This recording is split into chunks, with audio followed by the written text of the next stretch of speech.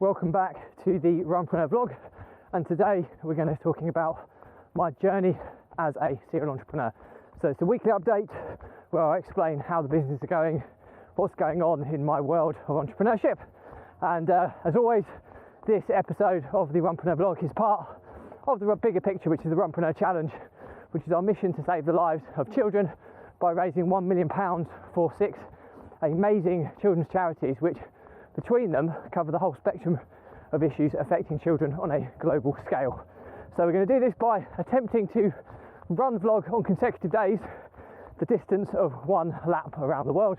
To put it into perspective, it's a 12-year challenge of consecutive daily running, at least 5 kilometres every day. I will vlog whilst doing it, and I even do it barefoot style.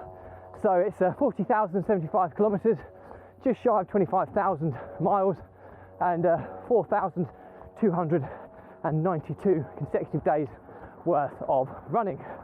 So if you want to find out how to support the challenge, please check out the links in my bios or go to the website challenge.runpreneur.co, and let's get started.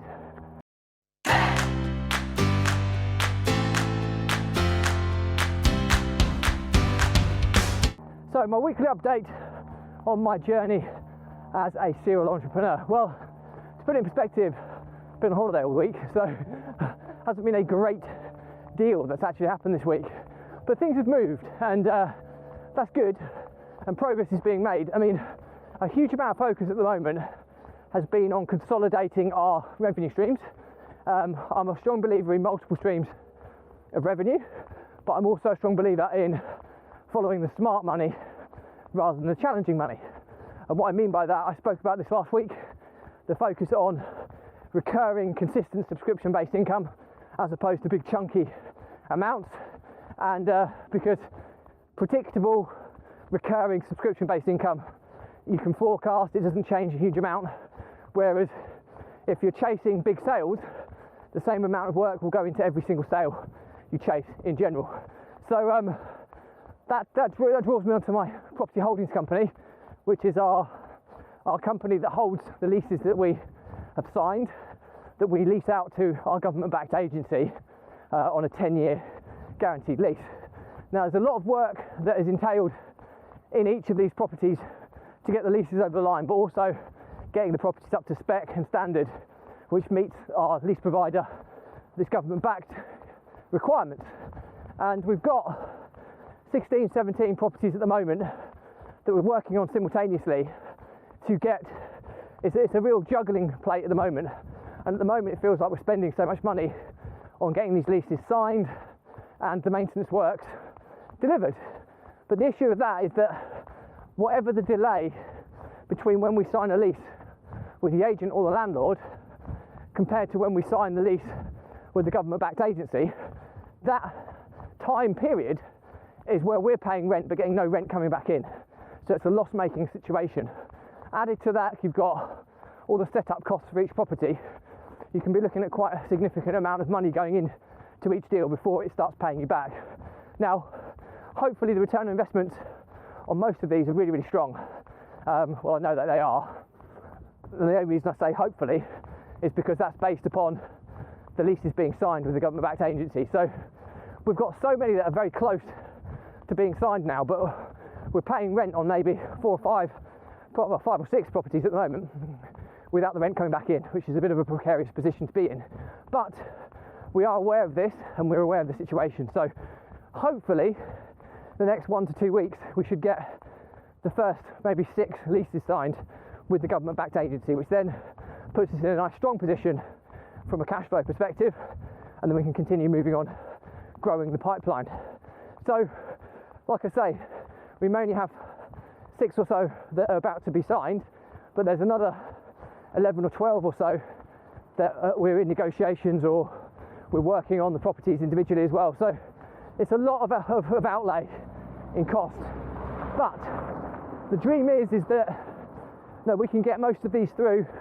We generally aim to generate at least £500 a month clear on each one of these properties once they get through. So even if you're spending, even if you spend £6,000 on a deal getting it all set up, which you'd hope is far less than what we normally would spend, it would still be 100% return on investment. From the £500 a month, you get that £6,000 back over the course of the first year, which is your investment fully back, and then you potentially got 9 years worth of clear profit. So that's the kind of angle we aim for on each of these deals. But there's only so long you can go without getting the money coming back in. So it's a little bit nervy at the moment, but we, are really strong believers of what we're doing. We think the model's right, and hopefully the next weekly update will be in a much stronger position, and every week after that, stronger and stronger as we go. So it's exciting, but also a little bit nervy, because until that lease is signed with the government-backed agency, it means that we're exposed, and I don't like being unnecessarily exposed. But we've also got loads more coming into the pipeline as well, which is super cool. The aim is to kind of get, maybe 20, 30 of these through, certainly before the end of the year, 30, 35 maybe, and you can do the maths yourselves. I mean, it's a significant amount of income coming in on a monthly when you get that many leases signed. So we'll be looking at aiming for a minimum of 30 by the end of the year, possibility of getting closer to 40, and that's going to position us in a really, really strong position. Because if you look at that perspective, if we had 40, for example, you'd be looking at on average about 20 grand a month coming in as clear profit, which is a really strong, tidy business. That's not revenue, that's profit. So we're not forgetting what rental income actually comes in. We're talking about the 500 clear, which is the actual profit for the business. 20 grand a month profit every month for 10 years is a really solid business. So that's what we're going to be aiming for. All of the other businesses have kind of stagnated a little bit at the moment. A lot of that's down to holiday season, people being away. So hopefully I've got a meeting next week with business partners to identify and assess other smart revenue streams. We will be looking at the rent-to-rent trading business as well, because anything that doesn't fit within our return on investment model, we'll look to sell it on. Because if we're selling deals we're getting 60-70% return on investment, to an investor that's an amazing return, but we're focusing on the ones where we're getting 100 plus. So it's we can cash in on the deals that we choose not to take on ourselves, which is also good for the revenue stream. So normally that would be a sale-based business where you're chasing the next sale. I don't usually like these very much because it's not a subscription-based income, but because it's exactly the same process, they're just different criteria of each deal. We've got the process and system set up. It makes sense to use that revenue stream, and on that basis I would also categorise that as smart money. So that's pretty much it. A lot of my time has been focused on the Runpreneur challenge as well. We've got about 45 people signed up to the run every day, run or walk a minimum of 1 mile a day for 30, 90 or 365 days or beyond. So really, really keen to get that going. Starts on the 1st of September, which is next week. So I'm really, really excited about how that's going to develop. So all in all, everything's going okay. Everything slows down in the summer holidays, but hopefully next week we'll be picking things up again and hopefully pushing hard to hit these big targets we set ourselves. So that's pretty much it for me today. Any questions, drop me a comment, I'll respond to everyone. If it's a bigger topic, I'll perhaps do a vlog episode to answer your question. Please remember this episode is part of the bigger picture, which is the Runpreneur Challenge. Our mission is to save the lives of children by raising £1 million for 6 amazing children's charities, which between them cover the whole host of issues affecting children on a global scale. We're going to do this by attempting to run vlog on consecutive days, a distance of 1 lap around the world.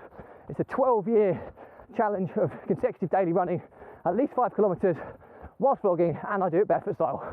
40,075 kilometres in total, just shy of 25,000 miles, 4,292 consecutive days of running. If you want to find out how to support the challenge, go to the links in my bios or to the website challenge.runpreneur.co. It is just .co, there's no .co.uk or .com. So it's challenge.runpreneur, which is spelled RUNPRENEUR, and .co. So stay positive, stay happy, I'll see you tomorrow.